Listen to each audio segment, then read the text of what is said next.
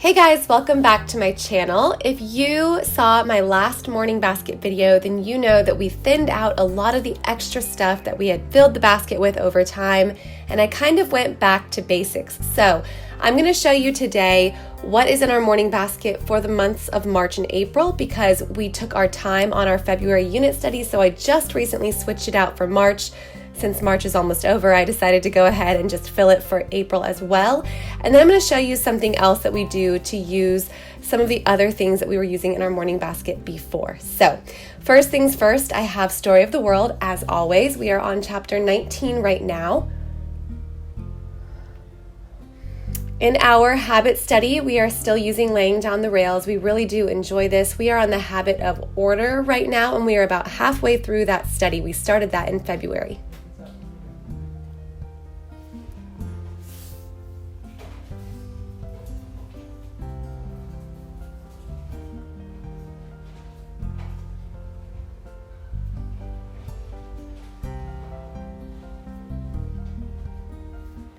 We're still using this that I showed you in February. This is our artist, our composer, and our poet study. I just bound together some information on the different works by each artist, composer, and poet that we're studying, and I used my ProClick binding machine. I will put that in the description box below because I get asked every single time I show this. I'm just reading a little bit of each composer's biography, and then introducing a new poem or a new piece of art or a new composition each week. So our poet is Robert Louis Stevenson, so we are just using A Child's Garden of Verses, and this is what we'll be doing for the entire semester until summer. We're also using Simply Charlotte Mason Picture Study Portfolio for Van Gogh. So inside of these portfolios, if you haven't seen them before, there's a little information booklet about the artist. She also does music study and poet study as well. But there's also a little bit of information about each piece of work in there. I'm reading that biography instead of the one that I printed off and bound, so I just wanted to show you that book. And then in each of these picture study portfolios are various works of art by that artist, really high quality prints on cardstock, and I just hang these up next to our homeschool table with tape, which is why you'll see that the backs of them are a little bit damaged. It is just cardstock. But I didn't want to put them in a frame because I didn't want to take away from the actual piece of art, so I just taped them up on the wall.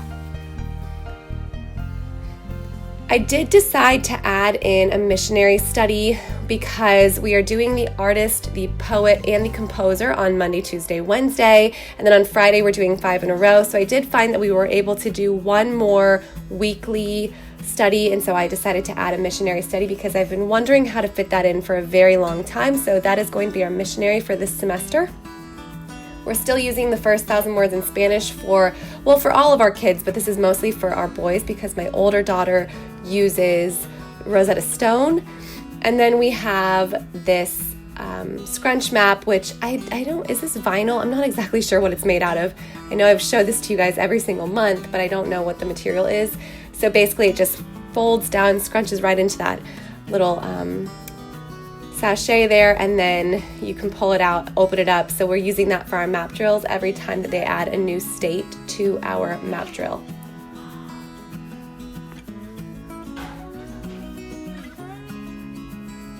Along with our map drill, we are using the 50 states. So I'll show you what this looks like. I read the information about each state to them, and sometimes I'll read a little bit of this information on the side about things to remember, but then I give them this book because it's very interesting, full of facts that I wouldn't normally teach them, and they just have a blast looking through it all and trying to remember various facts to tell me later when they're done reading the book. And I also have this state capitals book in there if they want to explore any further. But we are not memorizing the capitals along with the states right now. It may be something we do in the summer when our school schedule is a little bit lighter, but I'm just really having them focus on the states right now. I also have this elementary geography by Charlotte Mason herself. This is free online if you go to Ambleside Online. So I just printed and bound this myself. I'm putting information for all of this in the description box below if you want any of the links to any of these books or any of this info. And then we also have timelines of world history, which has been helpful with our book of centuries that they're keeping. Anytime, in whether it's 5 in a row or whether we're studying a piece of art or whether something comes up in science that a date is mentioned, we will open this book. This is a new addition to our homeschool from, I think, January. And it goes through all the centuries, and each century is broken down into a couple of decades, and it shows you what's going on in the rest of the world on each different continent. So just for reference, they can open that up and take a peek at what's going on. And then I know I showed you this book last month as well, but I still have this in there just for a family read aloud to do on occasion in our morning basket. So this is A Man Like No Other, and it's beautiful illustrations about the life of Jesus. I decided to keep this in here leading up to Easter. So 5 in a row, this is the reason why I didn't change over our morning basket from last month. First of all, we're just taking things a little bit slower right now. I'm enjoying this morning basket. I think that removing excess has made it more enjoyable for me, but 5 in a row is something that I absolutely love, and I just love fitting it into our homeschool, so I didn't want to rush that. So since the snowy day took us a little bit longer last month, we did the snowy day and Katie and the Big Snow together. I didn't switch that out until this month, so we're doing Peter Rabbit for the rest of March and for April. So I have 5 in a row in there, and then I just have some various Easter read alouds for if the baby is, or she's a toddler now, but if she's sitting with us during morning basket, I want to have that in there for her, and I still just enjoy reading picture books to my kids. Then these spiral bound notebooks are kind of like our catch-all. They each have one, and they do everything from writing their narration, or if they come across any words they need practice spelling, or if I have them write after we're reading the Little House series. So if they come across anything that they want to write about, or if I give them a writing prompt, that all goes in the same journal. There's no use having different books for different subjects right now. And then we also have this bingo game as our game for the month. And again, this is something we only play with every so often. We don't do this every single day.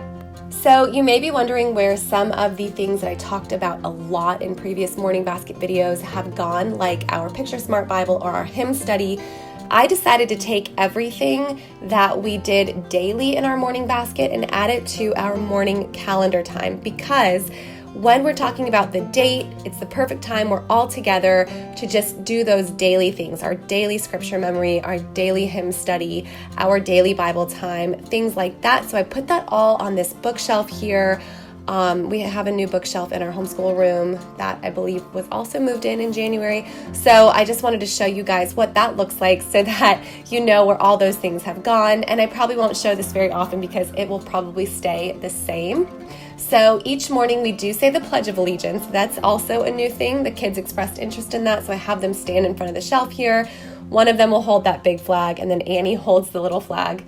Whoever is in charge of doing the pledge that day also takes a turn practicing skip counting. So whether it's odds or evens for my older kids, or if it's like the 3s or 4s times tables for my older 2, or if it's just counting by 5s or 10s for my younger ones.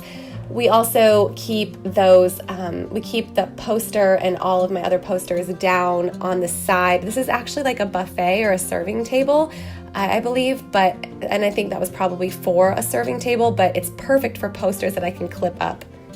So in our morning calendar time, I do have morning exercises for all the year. I still love that. We still use that every single day. The kids are starting to remember some of the dates and some of the famous birthdays that we talked about on those dates. So every so often they'll say, oh, it's March 6th. I know that means it's so-and-so's birthday.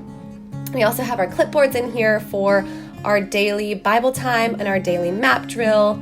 And then I also put anything else that we do as a family or that we will be doing as a family that is not independent work on their clipboards. We have our hymn study back here, which again, I just bound these myself. All these hymns did not come from one website. I just printed them off or bought the PDFs. And then our Picture Smart Bible back there. I also keep our devotionals here, even though we don't do these as part of school. My husband does these in the evenings with the kids, whether it's at dinner or at bedtime. So right now we have Jesus Calling for Kids. We have the Indescribable devotional, which wasn't out at the time. And we have this I Am 100 Lessons About the Names of God. Whatever read aloud I want to use for the kids that day, I will stick it out here on the shelf on display so it builds interest throughout the day until I read it to them. And then this wooden calendar, I get asked all the time. That is from Explorin' Toys. I think they are out of it right now, but you can always email them to ask them where that's from. I also keep stickers there, and whatever child did the pledge and the skip counting and the calendar time that day gets a sticker. It's just fun being part of a large family.